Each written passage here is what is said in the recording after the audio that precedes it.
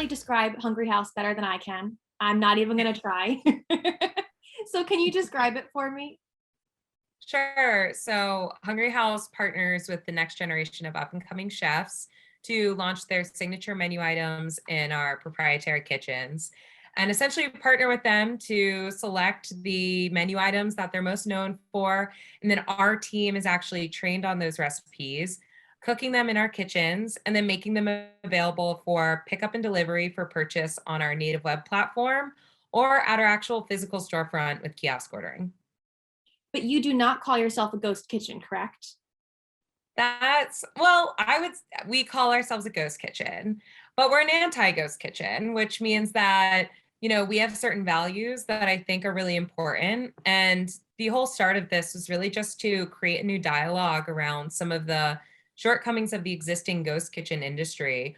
And not necessarily that those are a bad thing, it's just the models that have flourished so far are structured in a way that maybe isn't conducive to certain culinary voices leveraging this new model for themselves to grow their own businesses.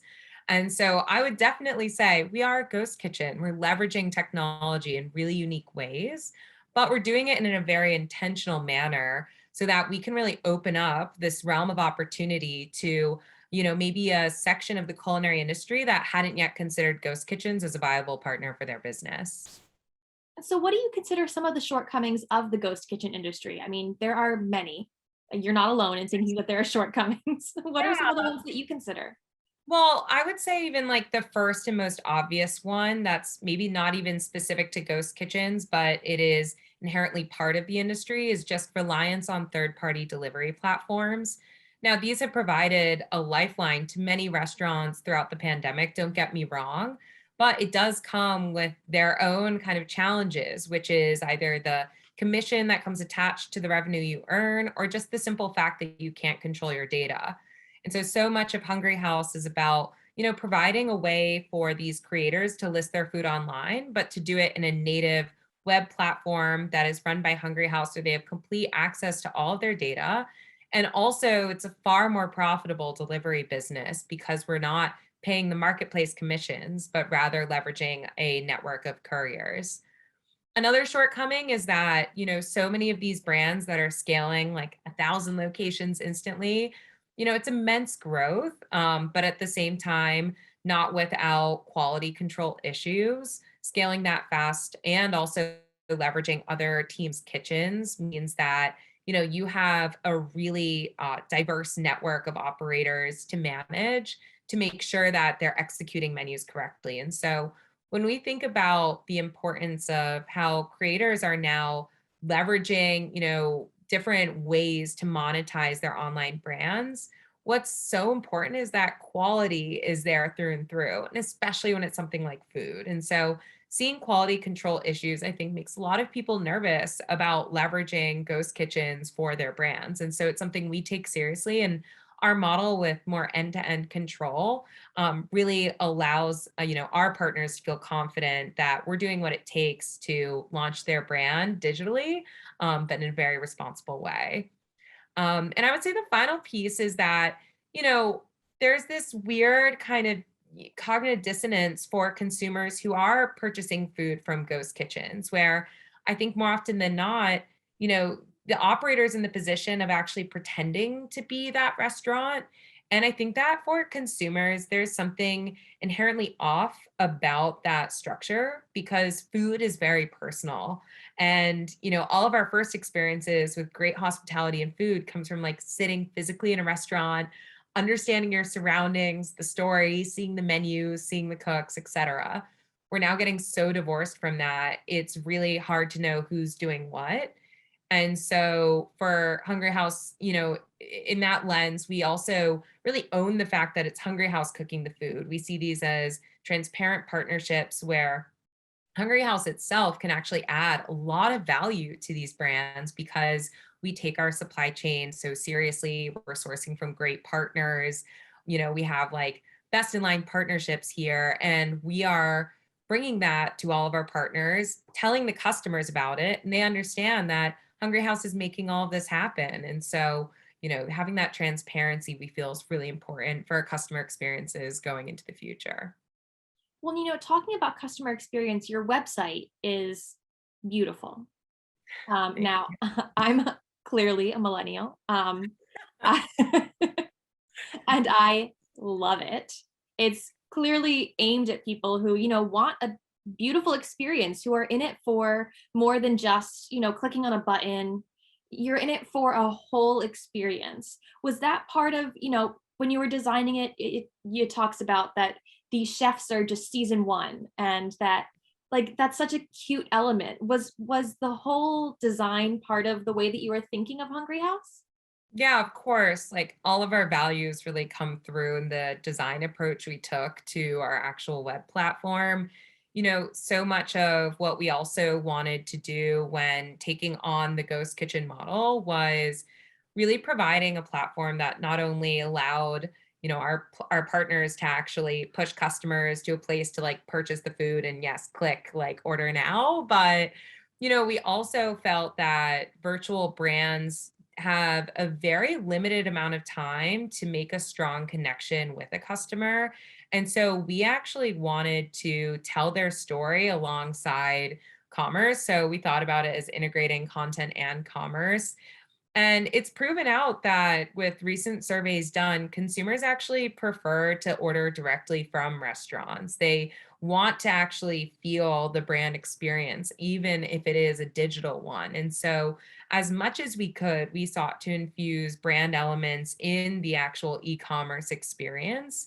And making sure that customers are left with a very strong impression of what Hungry House is, what our brands are all about, the stories of these chefs. And, our belief is that that's going to draw them back because it's very memorable. Versus if you're just on any old delivery app and you're like, well, I'm in the mood for this, and you click a couple times and you order it, it might be more of a throwaway experience. You don't have a direct connection to the story behind the actual food, nor does that operator who you ordered from that restaurant have a way to like get back in touch with you. And so for us, it was about creating that very robust ecosystem so that we can really own like our customer data and the experience and drive them back again and again. And so what is it like to work with chefs like this? I mean, they've all pivoted during the pandemic, clearly. Right. What is it like to work with them in this sort of a way? Yeah, so I think for a lot of chefs, everyone in the food business really they had to like rethink from the ground up during the last 2 years, right? And so I think that chefs are kind of coming to the table that maybe never would have before. And that's what makes me really excited about the future of Hungry House because I do think that so many culinary leaders are now like, I need to diversify my revenue streams. I need to think about building a brand online. I need to think about what the products are that I can sell. And so working with these chefs, all of them I think really represent those innovative mindsets.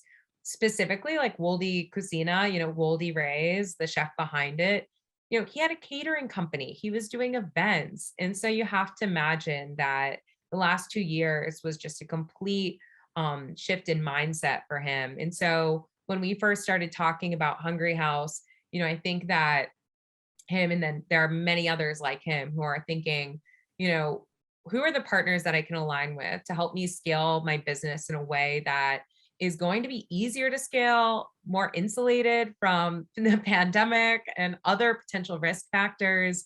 And, that's really the kind of target profile of great partners for Hungry House is those that are thinking about their own career path through the food industry in new ways.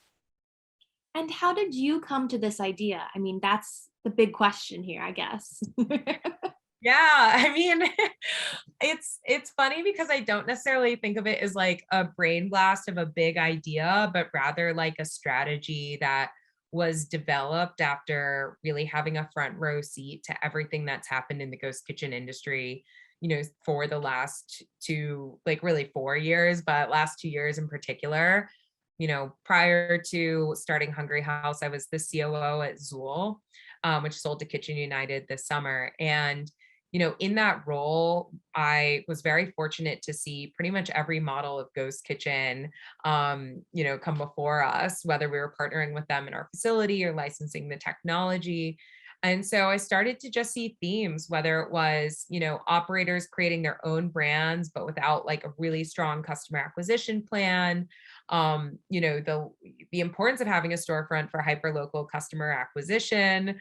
The challenges of being partnered with the third party delivery apps. And so as I started to think about these kind of thematic challenges that I saw, as well as just the explosion of virtual brands, I thought, how can we leverage this new ability to really cook any food from any kitchen, but do it in a way that is still focused on good quality supply chain, is actually bringing culinary voices into the ghost kitchen industry rather than just pure play celebrities, but also has really sound kind of business fundamentals underneath it, which is, great marketing plan, the higher margin revenue streams of pickup and walk in, and then really kind of designing the whole brand architecture around that to facilitate it. So yeah, I mean, it's really just from seeing the industry develop and realizing that, maybe there are a couple ways we can hack this thing. So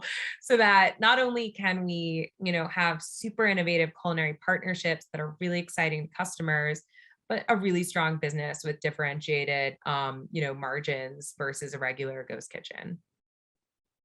And you did it. And we're here.